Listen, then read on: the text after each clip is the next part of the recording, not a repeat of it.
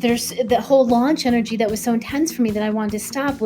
I probably was just like that every time I had to do a Facebook Live, or I had to do a Kickstarter call, or I had to do some backflips, do tons of emotional labor. And so that's what's so interesting about this most recent launch that I came back after, is that I didn't do any of those things. This is Rebel Therapist, a podcast for entrepreneurs who are trained as therapists and who want to level up their businesses, make a bigger impact, feel fulfilled, and be very well paid. I'm your host, Annie Schusler. I'm really tired of bullshit launch stories that are all about vanity metrics. I want to hear the real story. We're going to take a very honest look at what it's like to run a robust, successful online program, and specifically, what it's like to sell that program. Bari Tessler has been running The Art of Money for over 10 years now. It's a fabulous program, which I've been through myself. In this conversation, she walks through the journey she's been through with the marketing of this course over the last 2 years, including some really tough moments. You'll hear about the financial decisions she made, the marketing strategy changes that she made, and the emotional side of this journey.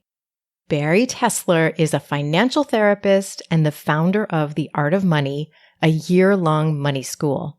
She's a pioneer in the financial therapy field and the author of The Art of Money, a life-changing guide to financial happiness. Welcome, Bari. I'm so excited. So good to be here with you, Annie. So I have been really curious about what it's been like for you and your business over the last few years. Anyone who hasn't heard our interview before this one should go listen to that right now to catch up. And I've been so curious about what has been going on for you in the last couple of years in your business model. And then you put out this really generous post about changing something something really important in The Art of Money, the way that you run it, the way that you launch it. So we get to do a deep dive. And okay, so tell me first, to get everybody up to speed, how many times roughly did you run The Art of Money as a year-long program? We're on our 10th round. Okay. How's that possible? Oh my Yeah, gosh. and exactly. This is the 10th year. And before that, I did every configuration, which we probably talked about before, of the weekend workshop 6-week format, 3 months, 6 months, until I finally realized after so many years of doing my work, the year-long program was the teaching framework and the business model that I felt was best on all levels. It's interesting. Even as you say that, like my body kind of slows down. I'm like, yeah, a year. That feels so good. And I'll just say for me too, where everyone feels differently about that. Other people feel a year is too long as a teacher, as a student, and I 10 years ago just relaxed into it, and my whole system slowed down as well, even considering it. And I still feel the same overall. Like the same that people need a year and that you like having that length of time with folks? Yes, that I've been doing my work for 20 years now. And the decade before was training as a somatic therapist. I need to add that in because it was a whole decade of my life, right? So working in the field, the thesis. So I do feel that about 10 years in of doing my work in those smaller groups, smaller frameworks, that my curriculum developed into a much more robust curriculum. And it takes time for people to learn the 3 phases, go through the framework. And, I would say it takes a year at a minimum, but it really takes a year to sink in, slow down, and learn many of the tools and practices in the framework that I teach, which then they'll go on to, you know, going deeper, doing parts again, fine tuning it for years and years and years to come. but a year just felt that the way that I like to teach, the pacing I like to teach, the amount of content I have, even though, every year we're like, what can we remove? What can we do better? Is a year. Yes. And you already do this beautiful thing. I mean, I've been through the program. You do this beautiful thing where you make it clear what is the core kind of curriculum lessons, and then there's a ton of deeper that people can go. Like there's a ton of bonus, what I would think of as like bonus resources within every step. So that to me, that's really something I learned from you as a way to keep things from being too overwhelming. Is like you can have both a depth and a ton of information for folks, but you can also have it clear like this is the core stuff. And that's something of as that we're fine tuning every year, right? Because folks are going to get overwhelmed when it comes to their relationship to money. Even when we were in a 6-week class, people were overwhelmed, feeling behind day one. I was like, there's no behind, there's no, please slow down. But yes, we have the main 12 modules and, in audio and written formats. And exercises, journaling, right? And guest interviews. And then there's so much extra that is in our library. So instead of calling it bonus material, we call it our library. It's, broken down into the money healing, money practices, money maps, creative entrepreneurship, macro resources, on and on. And there's, so many more interviews that I've done or resources or links, etc., that are in that library. And, some people just choose to stay on the 12 module path, and that feels good to them. They want to get through those modules, and other people, just have so much fun in the library following the trail. And, I'm constantly saying, do this program in your own best way. Framework, there's a clear order, go through it, but the pacing, how much, when, if you do every exercise or three-fourths, that's up to you. And as a teacher, that is so important to me. And some people love it, and some people get a little freaked out by it, and some people it takes a little while before they're like, really? I get to do this at my own pace? Really? There's no one, you know, grading me, or there's no one right way how to do this. So those are, behind the scenes, side teachings, core teachings that we're going through all the time. The baby steps add up, go at your own pace, there's no behind, and so on. That's so interesting around how as a course leader or a facilitator, you're in this position where you're dealing with people's school trauma, people's education trauma, and sort of what I've heard Akila S. Richards call schoolishness, like when schoolishness comes in and we feel like we got to get an A, we got to like not get behind, we got to not get in trouble. And so you're just helping people unlearn that as they're going through your program too. So, okay. So then you're running it as a cohort model, a year-long model for many years. And then you decided to move to an evergreen model, an on-demand model. And for people who don't know what in the hell I'm talking about, that just means, and you can add to this is how I think of it, is like you can start at any time. You're still going through a year-long process, but you can start, February 5th or June 2nd and go through it. And oh, yeah, anything to add to that? Is that how you would define evergreen or on demand too? Yes, it's you can join whenever you're ready, which I love as a philosophy. I love as a concept. Whenever you're ready, no pressure. Just, you step forward when you're ready. And it doesn't have to be in these open, close, launch periods, that are usually the beginning of the year, the end of the year. So you can join whenever. You're still on, as you said, the 12 module 1 year cycle. It's just being dripped out from the day that you sign up. Mm-hmm. And then you shared in your post that you did this so that you could get away from the launch pace, the intensity, and the energy of launching, of like selling to hundreds of people all at once. And so I wanted to know, was it mostly the marketing side of that launch model that felt overwhelming or that you hadn't been loving? Or was it also having all of the participants come in at once? Like, what was it that didn't quite feel right? All the above and more, right? So what happened was I had been launching in January and October. That's how I did it. So we did this early bird registration for folks because people didn't want to wait and they kept writing in all year. And I was realizing I don't have a service. My main gig is my year long program. That's my main service and offering. And I wasn't offering private sessions again during that time. I am now, again, after years. So that's how we were doing it, January and October. And it was January 2020. And while I had had an excellent early bird in 2019, a great registration, and where in the past January was better, after so many years, my early bird started being better for signups. More people were signing up in the early bird, which I just watched. And whether that's so many people are opening and launching a program in January, people are tired with the new year,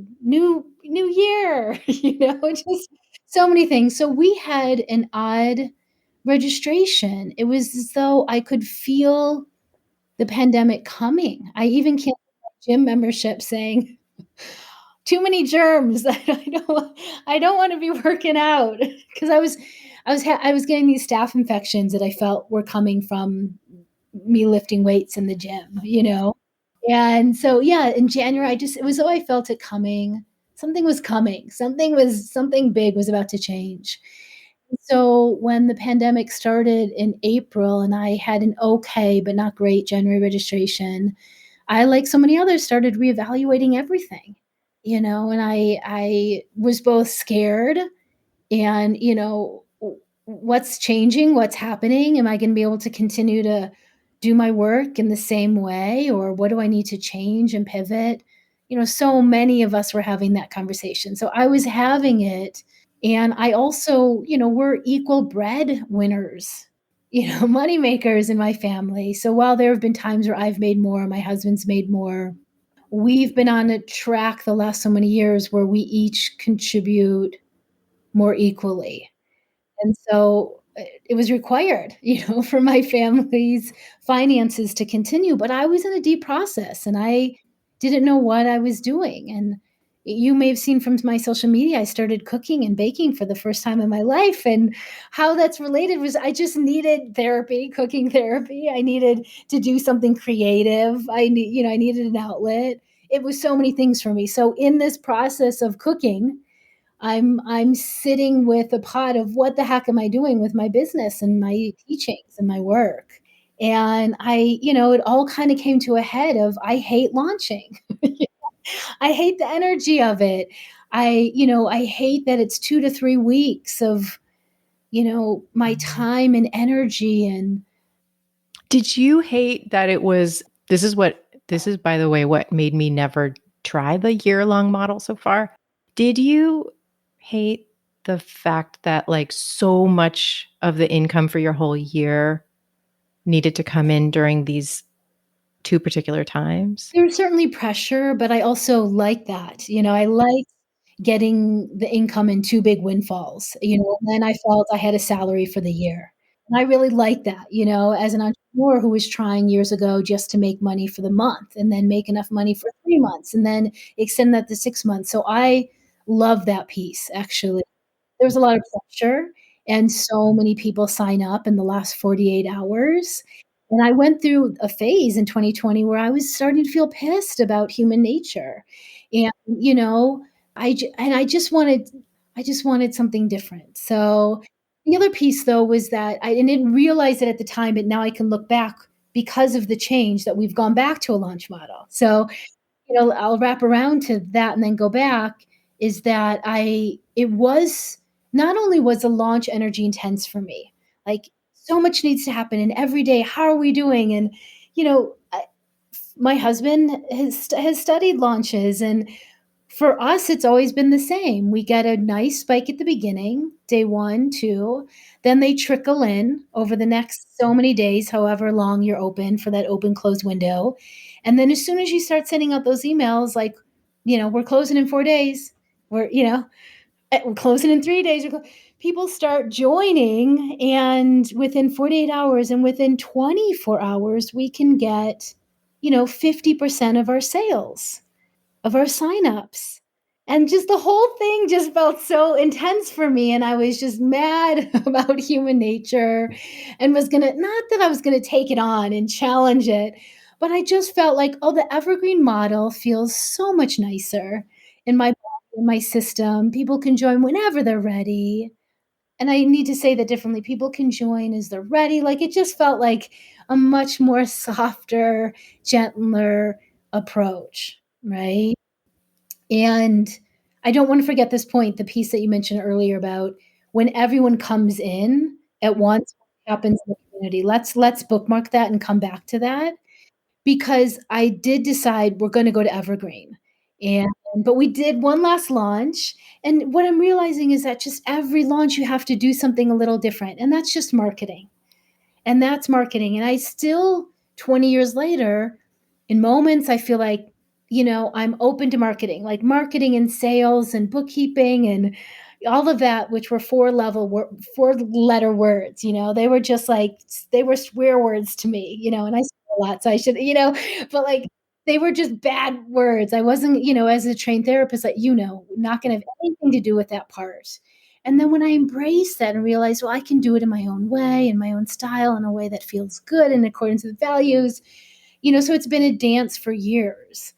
When you say you've got to do something different every time you launch, Yeah, I was going to give an example of that. Yeah. yeah, what do you have to do? What do you think? Well, what I wound up having at the end of 2020, we decided, I went to the drawing board and I was like, what can be tweaked? I'm not a bonus person. I'm not a discount and then the real price. And, I don't like any of that stuff. So, what was a creative way to do something that would be interesting and enticing and help grow the community in an authentic way? And I just basically came to a few things. The biggest one is that I'd always had a couples discount. So, and you didn't have to be married. It could be your partner, it could be your 3rd partner, it could be, anyone that you're in a love relationship with, right? And, would get this couples discount because you're most likely handling money together. And while there's benefits to having a partner, there's extra challenges. So I always gave a couples discount, but I decided to open up that couples discount to anybody that you wanted to bring, your mother, your sister, your brother, your cousin, your best friend. And so it wound up being a wonderful thing in many ways. It was like you brought your best friend from Barcelona, you couldn't see you couldn't travel to see in the pandemic, or, we just made it more inviting to bring someone. And that was in 2020. That was in 2020. So, and I said, "Everyone, this is my last launch." Mhm. Oh, Not forever, wow. it's my last launch for a bit, and we're doing a buddy discount. So that's kinda ho I just feel like there needs to be new not urgency, when there's natural urgency, like, just you. I'm really torn about this one, Barry. Like, I'm so torn about this, whether there needs to be something new. And I'm on the fence because sometimes I feel like, yes, there needs to be something new, whether it's a new bonus or just like a new angle to my sales emails or a new event, like a new free event, something that's different. And then sometimes I feel like, well, if someone's new to my work, it's new. So It's new, then, that's the new. yeah. No, I'm with you on all this. I go back and forth so much because sometimes I feel, there's the whole launch energy that was so intense for me that I wanted to stop was I probably was just like that every time I had to do a Facebook Live or I had to do a Kickstarter call or I had to like, you know, do some backflips, Do some emotional labor. Yeah. do Yeah. tons of emotional labor. And so that's what's so interesting about this most recent launch that I came back after, is that I didn't do any of those things. Okay, so you went evergreen. You did this last launch, then you went evergreen. And I went evergreen, but I like to like be very transparent. This is what's going on. It's our last launch for now, for a long time. We're doing this new buddy discount. We had a great launch, was wonderful, to give me extra cash flow to move into evergreen and see how that would go. The other huge piece though is that every time I did a launch, I would do Facebook ads. And it was the only time I was doing Facebook ads. What kind of Facebook ads were you doing? Were they like list building or like straight to your offer? It was straight to my offer. And I've learned that the fact that that was working and working so well was an anomaly, and that I really should have appreciated the hell out of that. At the time, I had an online business manager saying, "Barry, this is unusual." Literally had a Facebook ad that went right to her sales page. What did it say? Like, what do you think it was that, or did you ever get feedback on what was drawing people to it? No, I had other people helping with Facebook ads. So that's a Yeah. piece, like, I don't write the copy for that, but I'll read it all and say yes or no. And we keep trying to do new Facebook ads with new updated copy because the copy we were using and the images were old. Now I finally, it was something like the elephant in the room. We need to talk. We need to have a chat. What's the elephant in the room? It's money. It's like we can talk about anything else except for money, right? So it's something about that. That was the hook. So it was just driving people straight to your sales page, which is a work of art. Like, I'm always showing people your sales page, partly because I want them to buy your program, and also just because I think it's really unique in how it is like the longest, most in depth sales page I've ever seen. Well, we just updated it. So have you seen it in the Yeah. last But month? it's still really deep, right? It's still really deep. It's still really long, but it was condensed, Okay. and I love it. So I loved how it was before. And people would say it's a long sales page. And I would say, I know, because I've been doing this for so long that there's a lot of detail. I need to be thorough. I need you to know exactly what this is, what it isn't, what you'll get. But the updated version is, and I have the toggle at top where you can click to the syllabus, you can click to about Barry, you can click to the community, which is a whole new section that wasn't in my last one. It's clarified, more robust. But even your old one, it wasn't like someone had to read your whole sales page in order to purchase. Like, you had a bunch of places throughout where someone could jump in and say like, "All right, I've got what I need. I'm going to sign up." And I would imagine like it was a much smaller percentage of folks who wanted to like get all the way to the end before they decided. So, yeah, it's always felt like you had a good combo of like depth, and also for people like me who are sufficers, like as soon as we know, oh yeah, I this is what I need, then we're like, bye. I'm in. Yeah, right. And that's why I love that, there's a FAQ section. If you have quick questions, or, if you ready to sign up, you go to the sign up. Yeah. All right, I'm going to get right back to Barry and what happened next. First, I want to quickly invite you to register for Create Your Program. If you want to create your own signature program and you need support figuring out the many, many parts of it, from niching to creating your offer to marketing and selling that offer, this is for you. And there's really nothing else like it. You get a ton of support and a step-by-step approach to the process. If you register before June 6th, 2022, you can get an extra 2 months with all the lessons and the curriculum before group calls start in August. This is a really good fit for you if you know you want to do this program and you'd like some extra time to work on it at your own pace before the intensity of live group calls with the cohort starts. You also get an extra long 5-month payment plan if you register now. And this particular offer goes away after Monday, June 6th, 2022. So go over to rebeltherapist.me/create to learn all about it and register. All right, let's get back to Barry. Okay, so I went on a tangent with you. Sorry about that.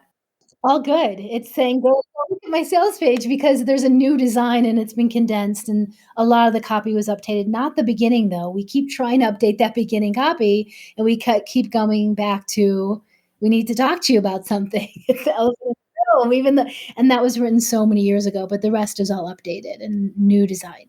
But so the Facebook ad took people, and it wasn't even like a retargeting ad, it was just like new people? You know, I think I don't, I don't know how to run Facebook Yeah, ads. Like, I okay. get little details. Yeah, but it was totally working, getting It was totally working, and so we went from our last launch in October right into November, December, people were signing up for the Evergreen.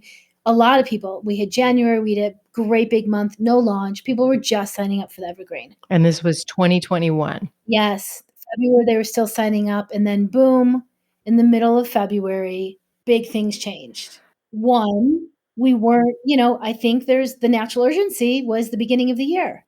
I can fight against it, but you know what? People want to start something new close to the beginning of a year, right? Now, even though we have different calendar years, sometimes mine is September, everyone's different. A lot of people January 1st, January, they wanna start some new practices and all of that and new habits, right?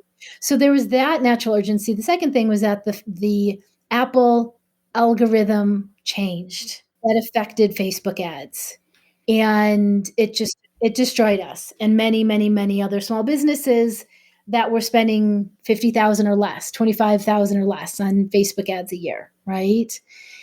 So I went from just opening up the Facebook ads or turning them on to the sales page during launches to they were on, November, December. So it was costing me more, right? But they were working. I was getting a 4 or 5 times return. And then towards mid February, it just started going down and down and down. And, I was sitting here going, it's not working. What was that like? Like that series of moments when you're seeing like it's going down and down and down. Like I feel a little bit of, even though I know now you're on the other side of it, like I feel just a little bit of inner panic when I hear you say that. What was it like for you? Well, I started cooking more. Mhm.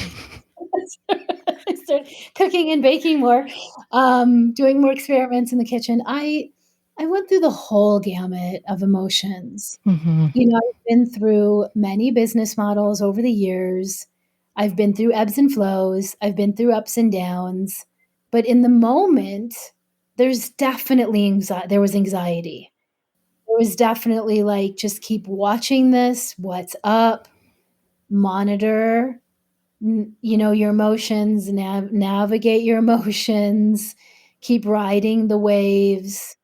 My husband's business started making more money because he helps people get online, and does consulting and marketing on what are the tech tools or he set up everything behind the scenes for me over the years. And so there was an increase for him while there was a decrease for me. So, if I was on my own, it might have been a completely different scenario and situation, right? But he was able to make up some of that, that I was, as my income was going down, his went up a bit. But, those moments certainly throw me into a tailspin of, am I done with my work in the world? Should I just let it go? Am I done? Can I keep going? Do I have any drive? Do I have any push? This was also coinciding with perimenopause. So my drive and my push and my energy was also going down and down and down. And I was wondering, where the heck is my drive? Where is my energy? Is my desire, you know? And so that was all plummeting at the same time. And there's not always a direct correspondence, but there was in this moment. So I was scared, I was nervous, but I know how to talk to myself and the self-talk of we're in a transition, in an ebb. We don't know where this is going. We don't know, but I know that if I can have enough time, that I can eventually come up with some solutions. So I think, that was also when I decided to open up my private sessions, right? So, like, what can I do to fill this cash flow gap while I'm still trying to figure out what I'm going to do with my program and the teaching model and the business model? Is there anything else that I can offer that I do really well and that really comes naturally to me? And whenever I've opened up my private sessions, I mean, years ago they didn't sell out in a few hours, but now they do. And so I offered that, and it's 20 slots within 2 hours or something, or 4 hours, the first 10 in an hour and then 10 more in the next 2 hours. So that was an immediate solution because cash flow is needed, but I have to do it in a way that feels good and all of that, right? So that was that. But so I'm stewing on what am I doing with my business model? Yeah. And I also it's like I wanna bookmark the thing of like, "Oh my god, how did you feel and what did you do?" It's like, I know we can't be our own therapist in a certain way, but in a certain way, I'm like, "Well, that's awesome you had Bari Tessler on your side to get through it," you know? Right, but I'm not exempt from really big emotions, really big sensations, but, I mean, my 20s were spent in graduate school learning how to sit with my sensations and sit in my big emotions, and I always feel like that's what got me into my 30s. That was my lifesaver. That was what taught me the life skills and tools that I needed, right? And so, you know but yeah, I definitely went down the rabbit holes. I did. I totally went down the rabbit holes. And then and I was also mad. I was mad and sad. I was mad about marketing again. Like, I had after all these years of, like, coming to terms, making friends, feeling energized, feeling like, we got a great thing going here. Then I was back in, "Oh, my pissed." I'm like, I wanna lay it all out, right? And, I was pissed that I'm like, "Can I just do my good work in the world?" And, I said that 30 years ago. I once told a supervisor, "People are just gonna show up at my door one day." She was like, "Oh, really, Barry?" "Oh, yeah. Some people, they're just gonna metaphorically show up, you know?" And she was trying to say there's a lot of work that goes into your practice and growing one in the marketing, you know? So I was back to people are just gonna show up, or why can't people just show up, you know? And so that led me down to right, I mean, so the Facebook ads, like, literally stopped. They didn't stop working. So we went from, like, 80 signups in a January, right, to, I don't know, 50, 40 in a February, and then we had 11 the next month, and we had 9 the next month. Mm. So that's where you're, like, getting where you're like, "Okay, it's not just a glitch, like, it's not just an ebb, it's like, this is a real trend." Yeah. Real trend, and something's dramatically shifted Yeah. in the Facebook ads Mhm. and how they're working or not working for people. We were doing the same thing and they just stopped working, you Yeah. know? So I hired a Facebook ad person, spent some good money there, and did not get results, did that for 3 months. And then I think something just started shifting in me and I started coming to terms with, "Okay, all right, I surrender. I surrender." Humans need want a deadline, Yeah. and it just came down to that being that simple. Like, I could fight it, I could be upset about it. I was so excited for join whenever you're ready. Join whenever you're right, it's right for you. And maybe if the Facebook ads had continued to work, that model could have really have worked. But the combination of lots of things, because Evergreen does work for some folks, and maybe if I had been doing a lot of other services, private sessions, mastermind group, da da da. But I like to have 1 or 2 Oh, things, hell yes. Oh, hell right? yes. Okay. So, and for so many reasons, right? And it's the right pace for me. It's the way I like to focus all my energy into a couple of things. I don't like to have many different programs that would absolutely drive me crazy, right? And so many factors into why the evergreen didn't work for me. And so I just came when I was coming to the surrender. It was, "Okay, we're gonna do a launch. And you know what? This time, I'm gonna make it as simple as I possibly can. I'm going to remove any of the extra intensity." So, when my husband suggested I do a Kickstarter class or Facebook Live, I said, "Nope." I realized I wanna just do a simple email series, and I always do a Money Mocha series, which are just, 5, 10, 15, 20-minute little written or audio clips that people can enjoy. And they're new that is new every year. That is new every year, and that's really important that those Money Mochas are new. So whether I have 4 Money Mochas or 5 Money Mochas, I work with my content writer to always be creating new pieces, diving into the 3 phases, diving into other pieces. We're gonna do one on money healing, we're gonna do one on money practices, we're gonna do one on money maps, or we're gonna do one on couples and money, right? So that's always new. And that's also your podcast, right? Like, you put that in your podcast as well, or no? My podcast was always the blog has always been first, and then if I ever do an interview and anything audio, it gets put on the podcast. So that's how my podcast has never been front and center.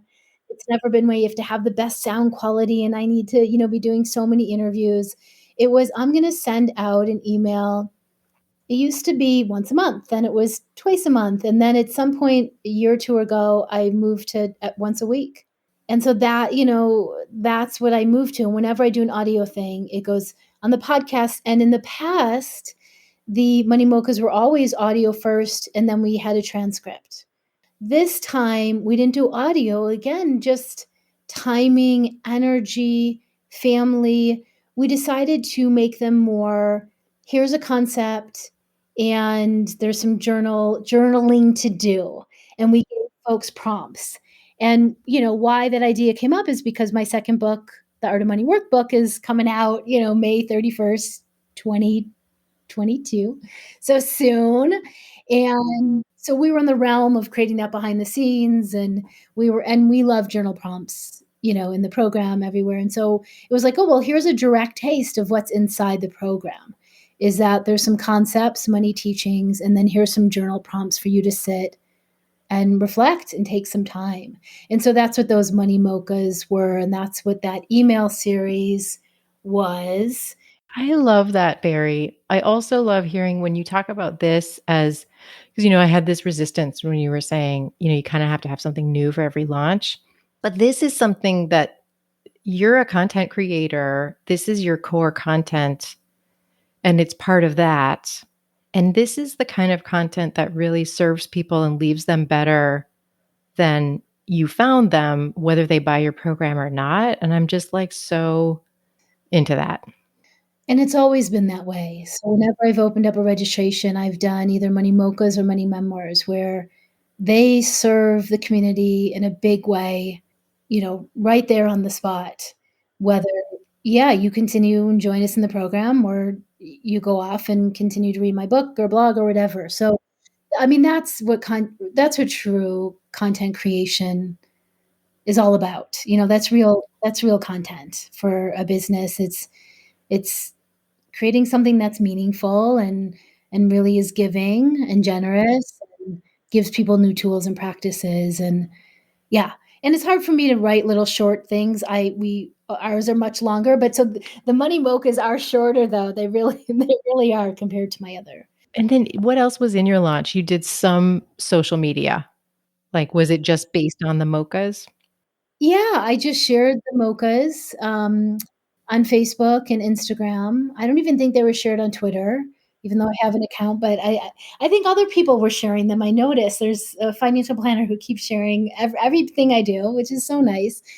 And so it was just simple. And then after this time we did 4 Money Mochas, and then we went into what I call more marketing and sales pieces, but some of them again, one of them is how to make a great money decision that we've used over and over. We edit, we update, we fine-tune, and it's literally breaking down how to make a good money decision in life, but I also love when you're that piece. considering, thank you, joining a program. And yeah, go take it when you're trying to buy clothes or when you're trying to travel, whatever, so that's one of our marketing pieces, but there's so much solid content in there. In the past, I had one about why I'm not raising my prices, and that we didn't use that this time. So then the sales and marketing stuff, my husband did go in and go to previous pieces and edit them and update them for the time. Sometimes he would add a little piece at the beginning, and sometimes I would have to say, "Oh, don't go there," or "Take it out." Like, my husband really wants to, like, talk about our politics and the pandemic, and, and he and I was like, "Let's not do that so much. Let's just say it's a really hard time, right? It's a really hard time on every level, politically, environmentally." I don't wanna not name that or honor it, but, like, let's just have a few sentences and then more go into the content right now. And he helped edit those or create a few new pieces. And then so it was just so simple. It was an email, series, an email launch with some sales and marketing, letting people know when we were ending. There wasn't a big Facebook Live or Kickstarter the last day, again, because those are so intense for me. And people are signing up while I'm on the call and writing in and asking questions. And while I have a wonderful virtual assistant, Allie, who's been with me for 6 years, almost 6 years. It's just too intense, so I just well, we did the only new things were the content this time, so I guess this round I didn't do that much new. I kinda went back to what's simple, what feels good, let's create the new money mochas and keep it simple and just see how it goes. Yeah, and then, like, that's such a great experiment because then maybe that works on its own. Like, maybe yeah, maybe you don't need the live, and then you can always go back and think about it again, but yeah, I love that. And guess what? We didn't do Facebook ads for the very first time during a launch. And so, there are a lot of things we didn't do, so I guess this one I removed things instead of adding. The new was the content, that was it. There wasn't anything big and shiny and enticing. It was just I was honest, we're going back to launch, I'll tell you the story later, and then I told the story, a month and 6 weeks after we made it through the launch. And the other thing about the launch was that, there's always unknown factors in any 12-day period, 10-day Oh, period. yeah, Right. especially, I guess, always now. Yeah. Always. It's been for years and years and years. I remember when my husband did a launch during elections, even when Obama won, and it still, like, caused such a ruckus during his launch, we were but now there's always things. There's always I mean, there's fires, there's floods, there's really painful stuff, in the US that happens on so many layers and levels, and this time there was a combination of some of that, and me and my husband got COVID. We got Omicron, and so we were horizontal, like, sleeping, drinking chicken soup, not eating chicken soup. My mom kept bringing me matzo ball chicken soup every few Oh. days, which was amazing. So thank God you weren't doing a live too, like, during that time. And thank God that I canceled it because, like, it was on the original plan, and then at some point a few weeks before, or maybe as soon as it started, I said to my husband, "I'm not doing it," and he was like, "I don't know," and I was like, "I'm not doing it," And, but we both got COVID. It wasn't mild, in any way, shape, or form. Our son didn't get it, which is pretty amazing. So that was going on, which did twofold. It just removed any layer of stress or concern.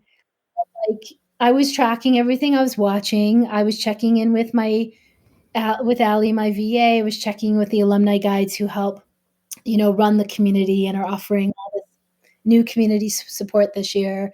And then I go back to sleep again, so it removed this layer of high level nervous system that always happens in launches where I'm just so hyper vigilant and tracking and, like, you know? And as I mentioned, we got the same spike at the beginning, we got the trickles coming in. Usually, we have a day or 2 where there's no sales. That didn't happen probably because it was a shorter period. And then we got 48 hours, the spike was starting to happen again in 24 hours. It's just like, "Oh, how are so many people signing up in one day?" There you go. There's human nature. we need a deadline. People are writing in like, when is the last hour? Like when is the hour that you're closing the doors? And I'm like, okay, there's, I had already surrendered to that, like this is just how it is. And we wound up not doing as well as like an early bird top launch, but we did better than any January we've had in years. Had a really, really, really solid launch. No Facebook expense overhead, none. Mm-hmm. I got to, bring that in, use that for cash flow, and take another, breath and settle into this new community. And the bookmark piece from earlier was that because Oh my God, you're amazing. Bringing back the bookmark. Wow. Okay. Yes. yeah, and I'm in menopause, so look at me go. Okay. So look at this brain. I'm just tracking. And so now I'm gonna lose my train of thought. Oh no, no, no, no. So the bookmark around like everyone coming in at once. Yeah. So usually we would have the early bird and the whole crew of folks, like they would get early bird content to start, you know, diving into, but the community wouldn't open until January or February. And so there was a rush, mad dash for like, we would have 500 people coming to the community and 100 people would say hello the first day, and I would be like in there again, hyper vigilant, totally helicopter mom, welcoming everyone, being present with each person, so important to me. Kind of like that emotional labor, right? Of wanting everyone to feel loved and seen and cared for. Yeah. Hmm. Yes. But because we didn't do it that way, and because the community kept going from last year, once you're done with the year, you get access to all the content, the modules, the library forever, but you lose access to the community components, right? So lots of folks feel they're done or keep coming back to their content.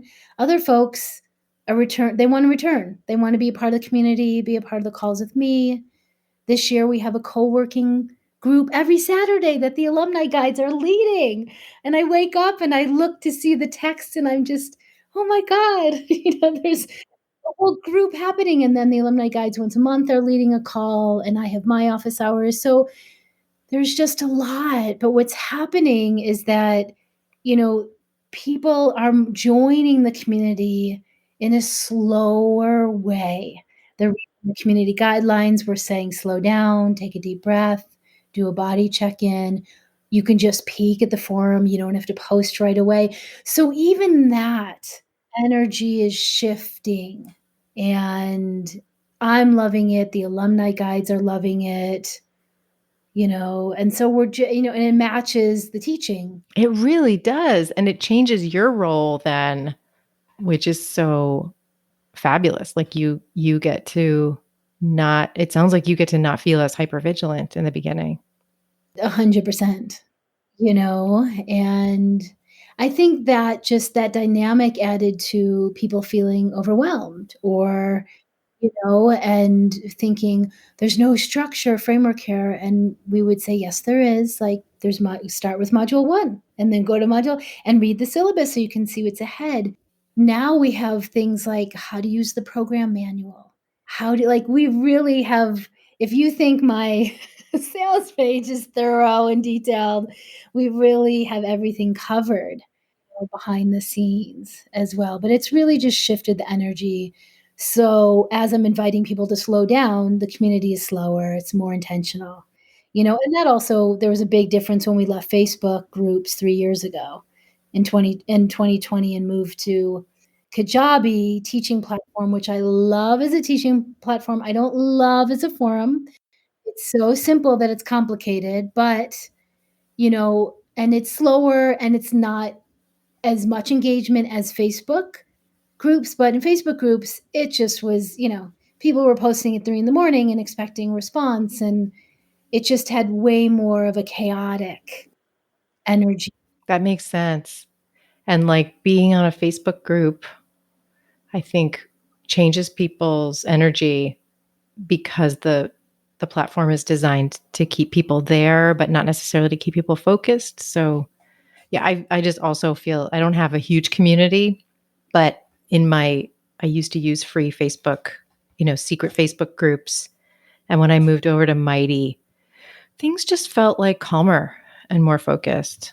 Yeah. Yes. Agreed. Agreed. So, okay, one like little nitty-gritty question is like, do you like a 12-day open cart? Like, does that feel like a good registration period? Yes. Or I even thought to go to 10 days, but I think my husband, we're always like, you know, we would I have our different opinions on all of this, but think he liked the 12, and he was always encouraging me to do shorter. Mhm. I think I wanna try this, Barry, because I have registration as we're recording this, probably not as it's being released. I have registration open all the time, even though I use a cohort model. And so sometimes people sign up, but they have like a couple months to wait, but very few people, as you know, like that's not like people wait till the deadline. Yeah. So that's interesting. I'm thinking of switching things over to like you can sign up for a wait list when it's not open. Do you use a wait list or? Well, we are now, and we started doing it again, I think, last September, knowing we were going back into launch mode. What are we? We're February. So, yeah, I think as soon as I really as everything I've said, like, I surrendered to human nature, all these things, I'm gonna go back to a launch model. I'm gonna see if I can do it in a way that feels a lot better in my system, which makes me a much better teacher and business owner and so on, right? Right? The evergreen wasn't sustainable for us. It just wasn't. So now we have a wait list and they got a separate email letting them know, it's happening. And then we had this 12-day launch period, very clear, open, close. And now we've closed and now the wait list is back up. And I've let everyone know I will probably be launching twice more this year. So probably May and October. And it does feel less pressure to have to do everything in 2. I wanna try and do 3, and we'll see because I there is a little bit of a hybrid of the evergreen launch model that I'm doing. So while we have the 12-day open close, whenever you sign up, that's the day that your first module gets released to you, and you're on 12 months from that moment. Because we had switched all the content to an evergreen drip model and my weekly love notes and everything, we just were continuing with that. And then, we've here's another little side teaching that this new model is also helping. You've already named it, that we are all at different points in our journey. So I'll tell you that the cohort, while that works and it worked for many years and was nice. Even if you all start together, you have a start date and there's this, you're all going to be doing the program in your own way. I can't get 500 people to, do every exercise in module 1, then move to every exercise in module 2 and so on. Right? Life happens in a year, all the beautiful, all the tragic, all the joy, all the challenges happen. And so you might be really engaged for a few months and then you need to focus on day-to-day life, do your taxes, right? And then you come back in or there's you lose someone or and on, right? So even when we were all together, not everyone was at the exact same pace. And so I found that this hybrid of the evergreen launch where there's a launch because people need a deadline and people need to know when it's ending. And most people will not take action until there's a clear, we're closing the door. We love you, but we're closing the door. Right? And that other model of join whenever you're ready, like again, it works for some, it wasn't working for us.